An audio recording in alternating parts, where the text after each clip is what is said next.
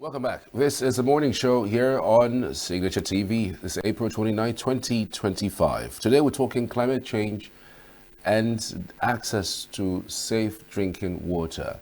And we have a climate change expert, if you could also call him environmental safeguard expert. He is Dr. Haruna Manu.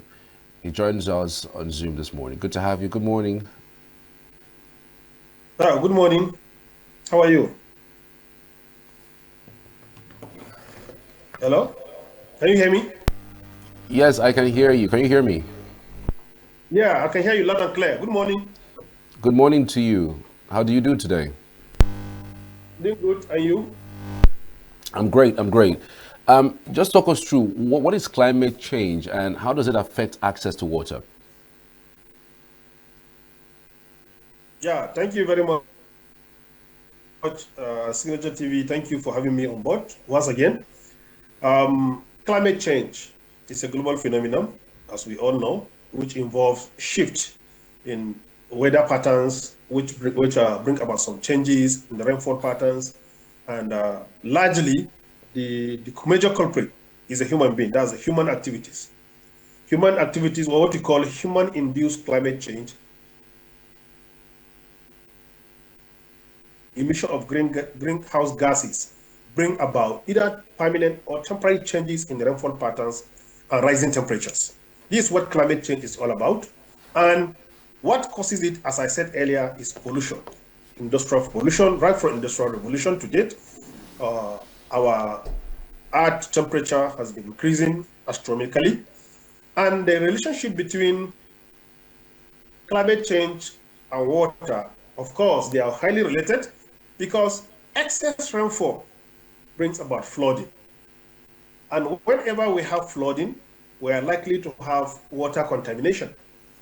As we have in 2014, about 10,000 people lost their lives across the country, which affected largely states like Borno and Lagos. This has really brought about serious contamination of water sources that led to cholera cases across the country. And another way, climate change could bring about drought, reduction in rainfall patterns. Whenever there is a reduction in rainfall, invariably our underground water aquifer will be drastically affected. And by so doing, people are likely not to have good source of water. If you don't have good source of water, then how can you even access it? According to WaterAid, only 3 out of 10 Nigerians have access to clean water close to their house. And whenever you don't have access to clean water, the implication on school children is very high because children will have to go around looking for water, thereby denying them the right to access education. So the impact is huge. Another impact is that whenever we have higher rainfall patterns, the likelihood of failing in infrastructure, public water infrastructure failing is very high. When infrastructure fail due to high rainfall with associated flooding, the impact is that it's going to bring about breakage, failing of public infrastructure, power failures, pipeline failures. Cumulatively, this will bring about lack of access. People will not have access or even bring about scarcity of water, as we all know. Hello? Yeah, I can hear you, Haruna. So that is the point. So there is an interconnection between climate change, water availability and scarcity, flooding, which will invariably affect our water sources, and to a large extent will bring about failure in sanitation facilities. People will not have access to water, then how can you even talk about personal hygiene? Environmental sanitation will be greatly affected, bringing about so many health-related issues because of there will be emerging pathogens in the environment that will bring about diseases and impacting community health. Right. What zone across the country, that's southeast, south, or southwest, you think Hello? are I didn't get most you. vulnerable to Yeah, let's talk. climate-related issues, especially as it relates to water?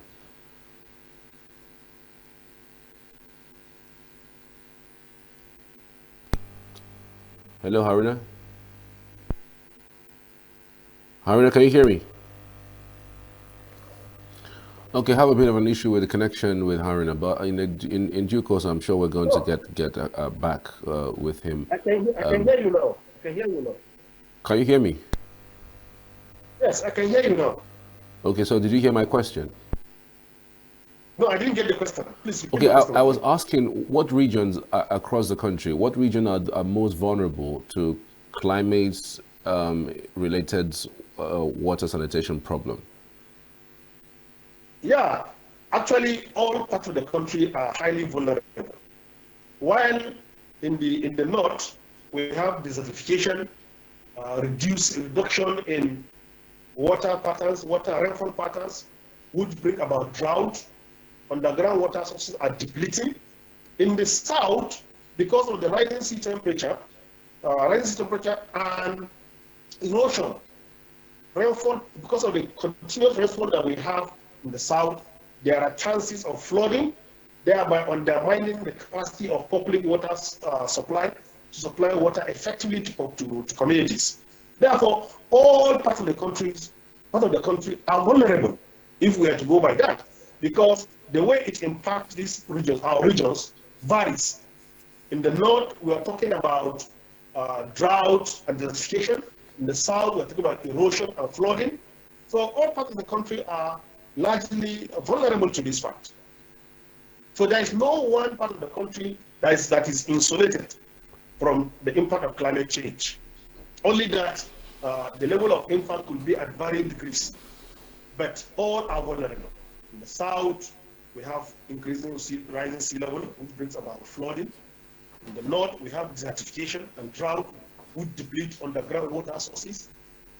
So if you have flooding in the south, bringing about contamination of water sources, we have drought and desertification in the north, bringing about depletion of underground water sources. So,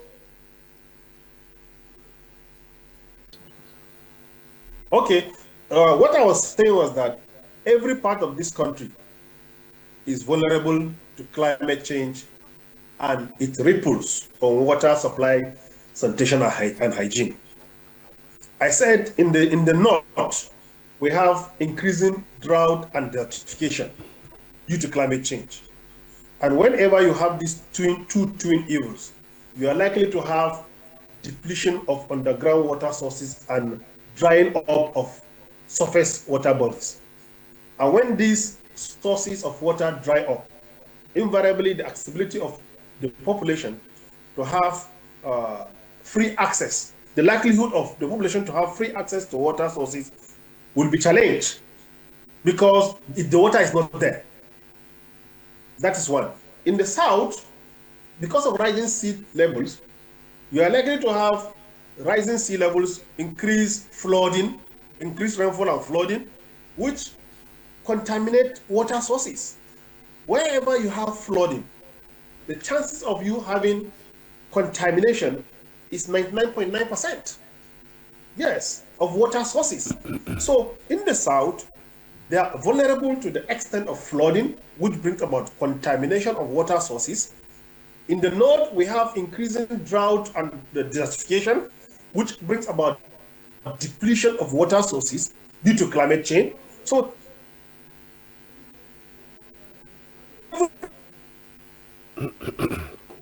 climate change and it ripples on water, sanitation, and hygiene.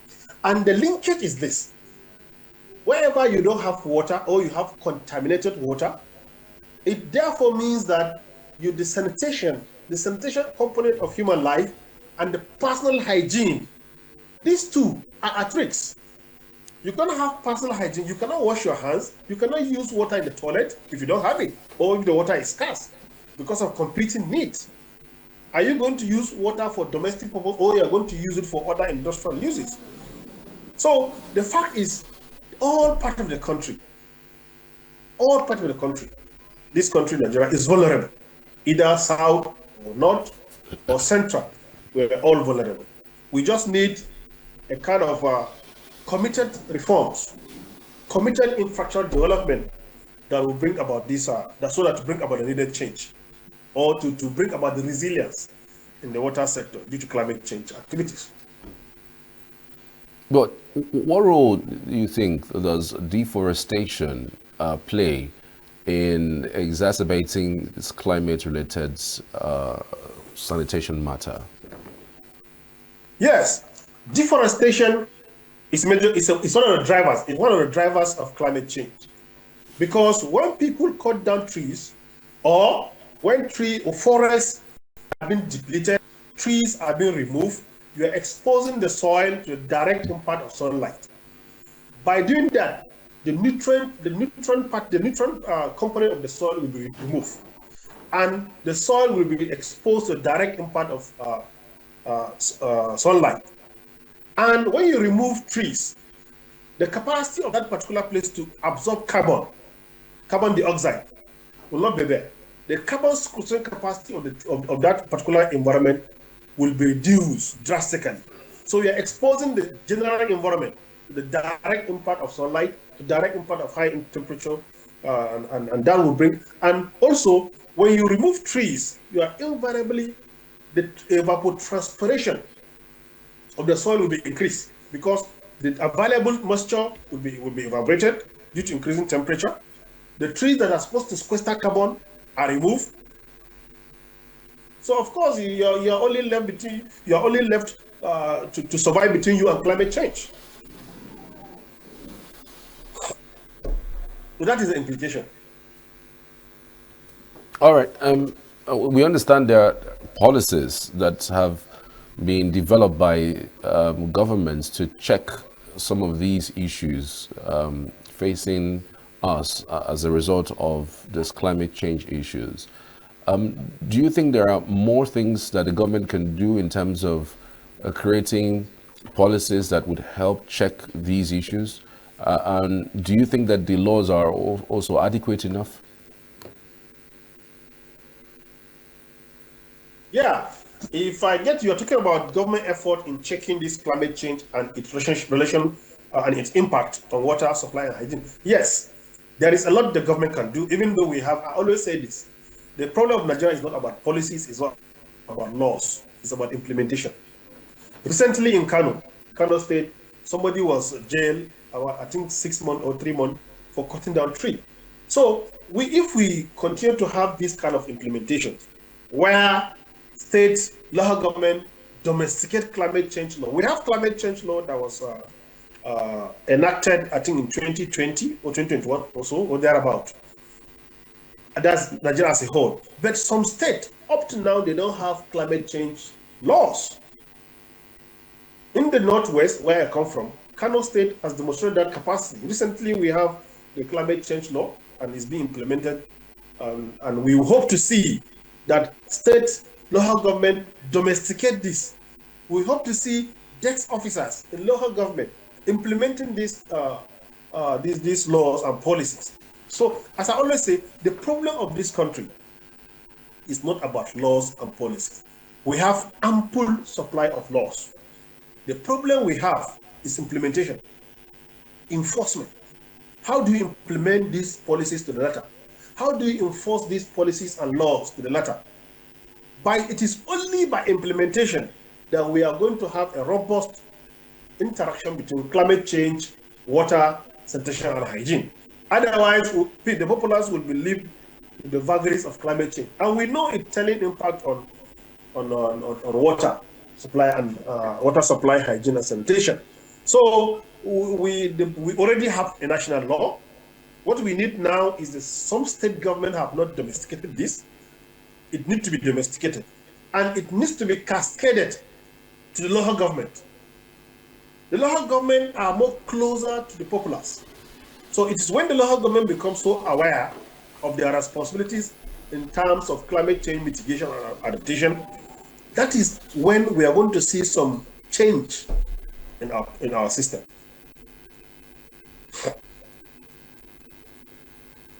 Are you with me? Yes, I can hear you, Haruna. What role do you think that technology can play, really, in helping solve this problem? Do you think there's any way that we can adopt technology in solving this climate change related matters? And to what extent do you think that we can use technology? Yeah, yeah, technology can be used. We have flood early warning systems. Some years ago, I heard that they were about to be mounted in some rivers and in some water stream courses. I don't know to what extent that has been implemented anyway, but early warning system can help a great deal, where the system can forecast whenever there's going to be flooding. Yes, so there are opportunities for technology to be deployed to monitor the environment, to monitor climate patterns, to monitor changes in climate patterns, water depletion. GIS can be deployed. So there are opportunities for that. I know about 10 years ago or so, that idea was muted by the government to install what do you call it, flood early warning system across some rivers to detect early the potential for flooding and then communicate to relevant agencies. So we are still waiting to see whether, I don't know whether that's been implemented anyway. However, NIMET and other agencies of government do tell us from time to time when there are likely to be flooding across the country. So these are relevant information that we can put to use and then checkmate the event of climate change. We have a new government who have just spent 100 days in the office. I'm talking about United States, and we all understand the stand of the United States President Donald Trump on climate change. How do you think his positioning can affect climate funding and this affirmative action on climate change, and even, some of these talks and discussions regarding climate change internationally? Yeah, we all know the position of Donald Trump as far as the climate change discourse is concerned. We know, and actually, it's going to affect the climate change effort, mitigation effort, seriously. However, it will affect funding because USAID will be withdrawing from some support activities here in Nigeria, and we know USAID has been working largely in the water, sanitation, and hygiene sector. They are going to withdraw their funding. That will affect Nigeria to a great extent. But it is a call for action. To me, I don't see it as something that Nigeria will collapse because if USAID withdraw their money. It is a time that is calling for more inward review of what we are doing as a country. What are we not doing right that we needed somebody to come and do it? Then it is at that point that we now pick the challenge and say, no, even without them, we can survive. You understand? So, of course, we know it will affect the country. It will affect African countries. It will affect Nigeria greatly. But it's a challenge that we can also turn it to an opportunity for us to look inward. Look inward and look at our leakages. What are our leakages and how do you plug them and then move the water sanitation sector forward? We cannot continue to depend on other countries to move this country forward. And whenever, I always say this, any assistance that is coming from outside this country is not sustainable because they also have their own challenges that they need to address. So environmental issues cannot depend on handout from foreign countries. We know there are going to be some huge level of impact, but we have to look inward and see what we can do for ourselves as a country. The impact is going to be felt worldwide. I mean, given his stance, and in fact, he's cutting off some of these amounts that is due for the third world countries and even some other nations, as the case may be. Do you think that it is lack of knowledge from him, or the fact that truly, really, there are people who are even buying into his thoughts that there's nothing like climate change, it doesn't exist, that is some things that came from China? Yeah, you see, even in Nigeria, we have, we used to call them climate change disbelievers. They don't believe that climate change exists. They feel climate change is a natural phenomenon. But they are strong because scientific evidence has proved them wrong. There is climate change, there is human-induced climate change. Despite natural patterns, there is human-induced climate change due to increasing temperatures, the increasing pollution from industrial sources, our agricultural activities, okay, increasing population. Even if we deny climate, can we deny increasing population? The global increasing population? That cannot be denied. So because there is an increase in global population, the natural source of water will also be challenged because there is increasing demand, coupled with the rising temperature, flooding, drought, and desertification. So if you put this together, this should challenge every climate change disbeliever that these things are global reality. We cannot continue to live in self-denial that these impacts are not real, while we feel this impact day in, day out. So he may have his own notion, he may have I don't know his belief about climate change, but the fact that he's challenging funding sources to address these issues means he's not also a climate change believer. However, doing that is against scientific evidence. Yes, it's against scientific evidence that the climate change is real and they are the major culprit. Doctor, are you with me? Dr. Haruna Manu, many thanks for your insights. I mean, this is one issue that would keep interrogating with a view to, finding a lasting solution, at least to the extent of providing safe sanitation, of course, water too. Thank you for your time. I truly appreciate it. Thank you so much. Have a wonderful day, Signature TV.